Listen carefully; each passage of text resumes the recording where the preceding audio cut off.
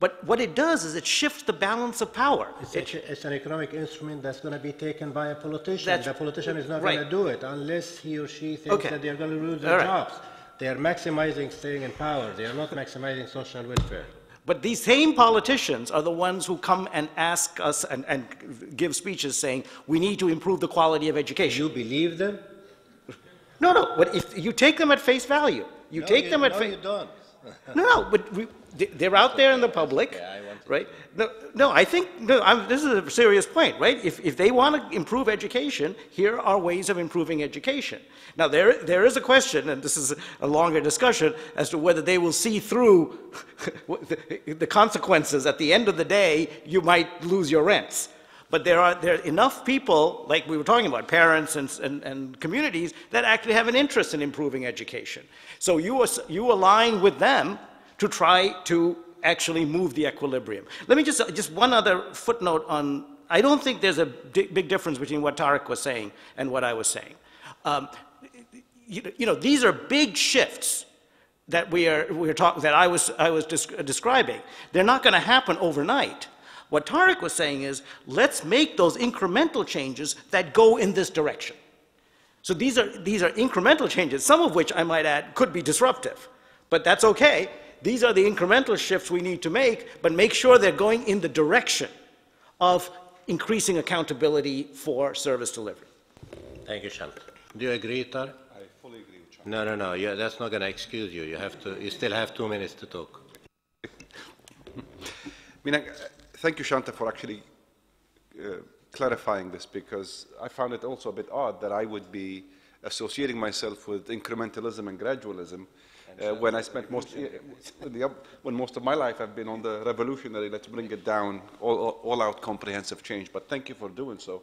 I think we're doing so partly because of the context, and Ahmed was right to earlier qualify all of this by suggesting that we're not saying this applies to all the countries in the region at all the time. Certainly some countries are in a better position than others, but just as a general proposition about the timeline you have for reform, the magnitude of reform, and quite frankly, just also going back to something Ahmed said earlier that caught my attention when he said, well, what is the truth? Part of why we also wanted incrementalism and gradualism at this moment in time, one of the lessons from the last 40 years is, we don't know how reforms are going to work out in the real world, and we want to learn a bit from their implementation. What are some of the setbacks? What are some of the risks? So we can manage and better target these reforms to achieve the desired result. It seems to me one of the biggest mistakes made in the post-Arab Spring moment in a number of countries was the rush with a lot of disruptive interventions that created completely new dynamics that ended up undermining the very objectives. And one in particular that comes to mind, not that we're discussing this, this is not about education reform or labor markets, the rush to hold elections. Completely changed the underlying dynamics. It created a sense of political competition in the context of a winner-take-all in the atmosphere of heightened political polarization and fear.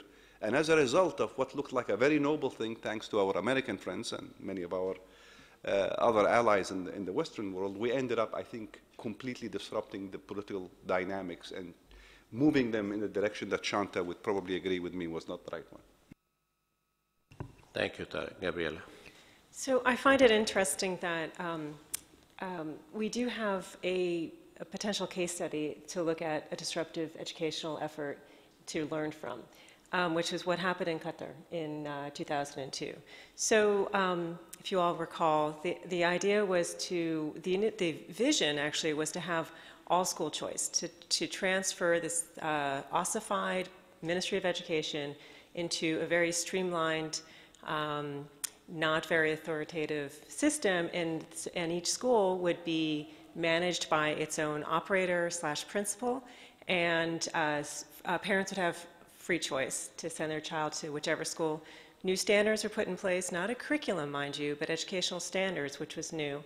An assessment system was put into place, and Qatar joined PISA, PEARLS, and TIMSS, alongside a bunch of post-secondary education initiatives. This was supposed to be a big structural, cultural shift. Well, what happened was the devil was in the details, was in the implementation, exactly what we're talking about. So while we can try to implement and put different efforts into action, we need to learn from the implementation. There is always going to be structural impediments that need to be considered. There's always going to be the people who are champions and rallying around a new effort, and there's also going to be people who are going to try to sabotage it, either actively or most likely quite passively, and those are the people that you have to really worry about. So I think that there are some lessons to be learned from strong shifts in, say, educational culture, and that some people feel very uncomfortable with, but other people really do champion and want to see change. And so we can see, though, that these dynamics aren't to be trifled with, that we really do need to consider people's general aversion to change, but that's not insurmountable. That I think if you do implement some changes, whether it's around the edges, even just trying to promote entrepreneurship, which is what many of us are trying to do, then you will see gradually through time some change. But alongside this, you really do need the political will. And at this point, there's those of us around the table here who would like to see some type of action put in place. Yet really we need to have a political will to set it forth. And that means letting go of some power and control. But it also means maybe being more responsible in the sense of setting up initiatives that promote autonomy, that promote partnerships.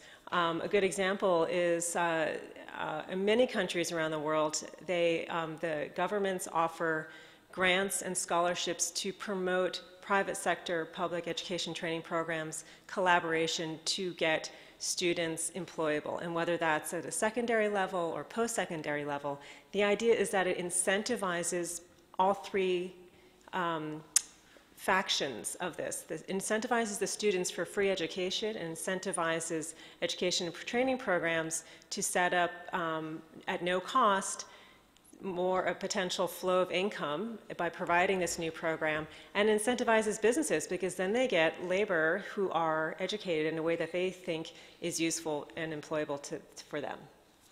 Thank you. Raj. Well, I mean, I've listened to all this conversation. I decided I'm going to talk about something a bit different from what we've heard, and which is, as spent most of my life as an empirical applied economist, and I think I'm going to make a plug for more data and more information. When we had a lot of data on enrollment and access, we got action on access and we got people into schools. We have not had data on quality until very recently. And those imperfect TIMSS and PISA tests, as imperfect as they are, have really, I think, motivated people to start. Once you start measuring something, you can do something about it. I do think, however, that we need to collect information on quality and performance nationally, at the national level, and started comparing school district to school district, even possibly school to school, and make that data available and transparent to parents and communities. And I think that's something that's revolutionary because I haven't seen it happen anywhere in the region. Fantastic. I'm not going to summarize. That has been a really rich conversation, and I want to thank the panelists, Raji, Gabriel, Tare, and Shanta, and I apologize to the organizers for being 10 minutes late, not 15, because we started, and sorry to keep the next session from taking place exactly on time. But join me in thanking them.